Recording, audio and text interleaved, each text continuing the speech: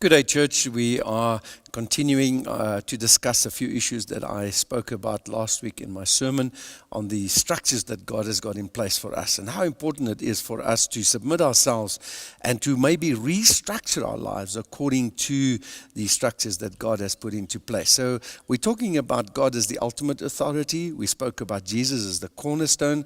And today I want to address just the two questions that I ask. Why is it that we have such a problem with authority as believers? And remember, I mentioned the fact that we have had this issue with authority since Adam and Eve resisted and rejected the authority structures of God in the Garden of Eden. Since then, mankind has got this, what seems to be inbred rebellion in him, that constantly we challenge and constantly we go against the structures that God has put in our lives for our own good. And I think we need to understand that they are for our own good. So Adam and Eve were presented with a temptation. They could have resisted the temptation, but they did not for some reason, which we don't really know. And so there they had a crisis of authority in their lives. And that crisis you and I face today as well.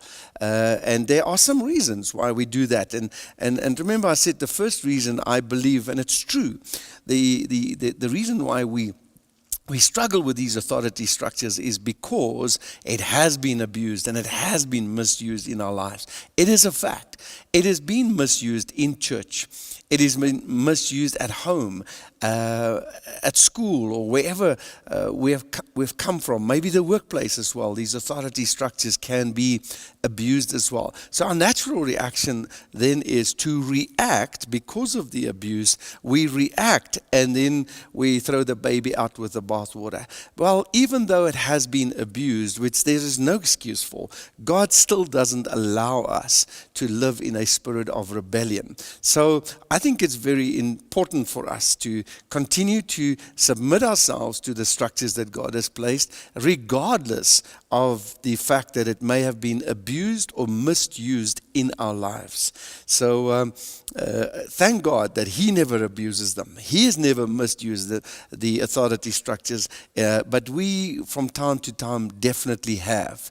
And I want to tell you today, if it has been misused and you have been affected by it, the best thing you can do is to extend your forgiveness to the person or persons, organization that has done that. Because so many times we walk in for years and years with these feelings of anger and disappointment, and sometimes can lead into depression as well, because authority structures have been abused in our lives. So my challenge to you today is sincerely, and maybe say it a number of times: Lord, I forgive so and so. Maybe it's your father, maybe it's your mother, or a teacher, or maybe it's your pastor even as well. That you would continuously extend forgiveness, because unless you do that, unless you really are free from that and extend that forgiveness, you'll never be able to submit yourself to that authority. So it's very important that you do that. I'm going to pray for you, because I think some of you have been affected by this.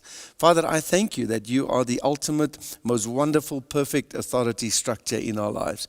And sometimes when you have placed authority over us, they have abused it, they have misused that position, they have misrepresented you even when it comes to church leaders and authority.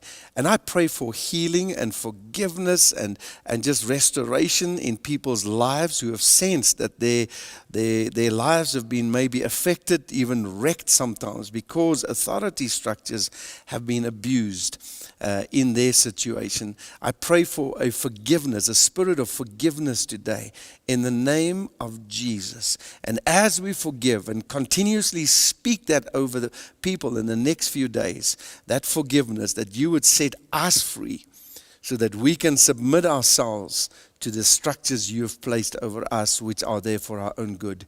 In Jesus' name.